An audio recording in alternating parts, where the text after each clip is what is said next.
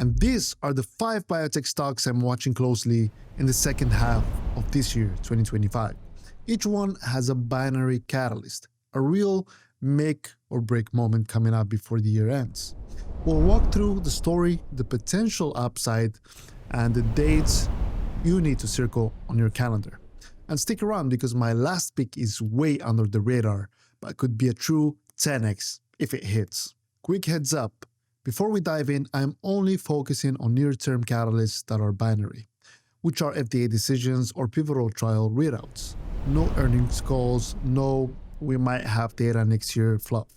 And of course, none of this is financial advice, and please do your own research.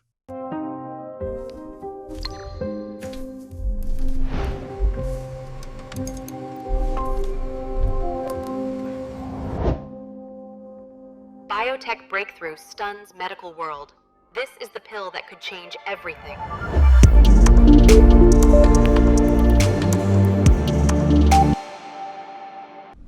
Number 5, let's start with Syndax, ticker SNDX.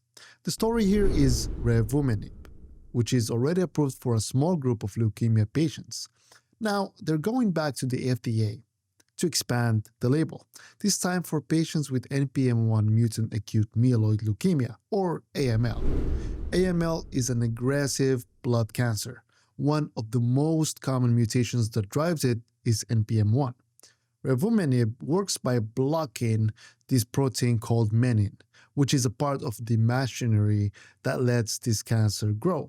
Same cancer, same biology, just a much larger patient group if this label expansion is approved. And we are close. The FDA is reviewing this under priority review, with a decision expected on October 25th, 2025. This is a simple yes or no. No gray area. If it's a yes and the label is clean, meaning it clearly includes NPM1 mutant patients after one prior therapy with no messy restrictions, Syndax immediately expands its market. Revumenib goes from a narrow launch to a potential cornerstone in leukemia care.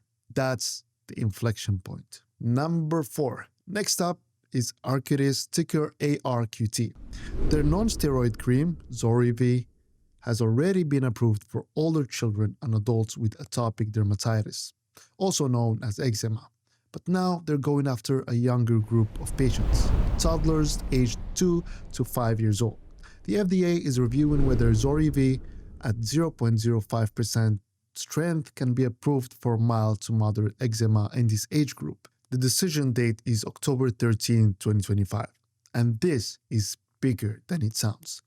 Pediatricians and parents are desperate for non-steroid options, especially for sensitive areas like the face and diaper region. ZORYVE helps calm inflammation without thinning the skin, and the safety profile is already well established. What makes this interesting from an investor standpoint is that Arcutis doesn't have to build a launch strategy from scratch. The sales team is in place. The product is on the shelves. If they get a yes, they can immediately start marketing to pediatricians and building relationships with families. Families who may keep using ZORYVE as their kids grow up. This is what I'll be watching on approval day. Does the label clearly include toddlers without too many restrictions? Are there usage limits that make adoption harder? And how do insurance companies respond? If the path is clean, this isn't just a short-term revenue bump. It's a smart way to grow the brand. Number 3, let's shift to neurology with Biohaven, ticker BHVN. Their drug Troriluzole is being reviewed for Spinocerebellar Ataxia or SCA.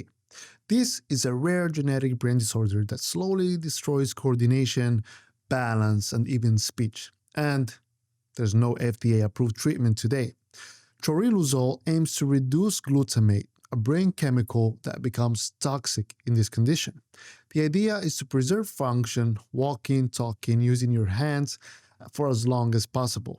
The FDA gave this a priority review, but then extended the clock by 3 months. That often means they are preparing for an advisory committee meeting, a public panel of outside experts who will debate the data and vote. Think of it as the FDA's final study session before the big test. Now, here's the tension. Biohaven had a phase 3 miss for the same drug in OCD, a different condition. That doesn't automatically mean trouble here, but it created a negative sentiment. Now, this is what I'll be watching. Do the AdCom reviewers see a real functional benefit that holds up over time? If the vote is yes, does the FDA follow with a broad label or track on post-approval study requirements? If this gets approved with the usable label, Troriluzole could become a flagship product in a high-need space. But if the vote is split or the label is limited, expect a lot of volatility. Number 2, MoonLake Therapeutics, ticker MLTX. The catalyst here is their IL-17 inhibitor called Sonelokimab, targeted at treating Hidradenitis Suppurativa, known as HS. This is a chronic, painful skin disease that causes boils, tunnels under the skin, and permanent scarring. It's just horrible. The good news here is that 2 IL-17 drugs, Cosentyx and Bimzelx, have already been approved for HS, which means the biology is validated. But that also raises the bar. MoonLake has to prove that Sonelokimab isn't just good, it's better than the other 2 drugs.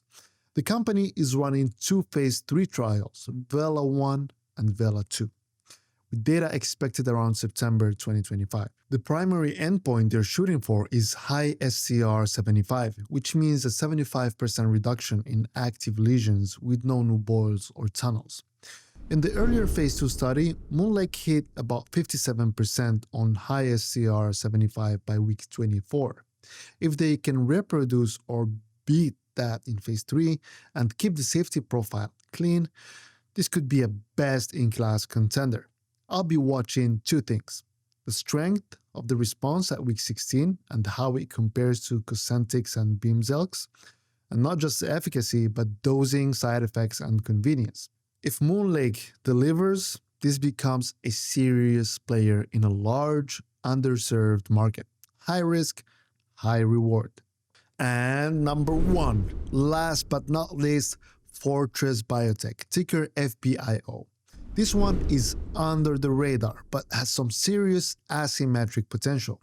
This is a pure value play. Their drug, Cadex 101, is an injectable form of copper histidinate for Menkes disease, a rare, fatal genetic disorder where infants can't transport copper to the brain. No coppers means no development. It's just devastating. The idea is simple: deliver copper in a form the body can use early and consistently. The FDA is reviewing this with priority review, and the decision is due September 30th, 2025. Now, here's the most important point here. If approved, the program also earns a priority review voucher, or PRV. These are one-time transferable coupons that let other drug jump to the FDA's review line. These coupons have been selling for around $150 to $160 million lately. For a microcap like Fortress, even a portion of that money is huge. And this is what I'll be looking for. Does the label include both newborns and older kids? Are there monitoring requirements that make treatment harder to access? And from a pure investment perspective, how quickly can Fortress monetize that coupon? And how much of the proceeds do they keep? This is the kind of catalyst that can move the entire company in a single day. Real impact for patients, but real upside for shareholders. Now, before you go, here's your cheat sheet for the rest of 2025. In September, watch for MoonLake's data and Fortress's FDA decision on the 30th. In October, Arcutis hits on the 13th and Syndax on the 25th.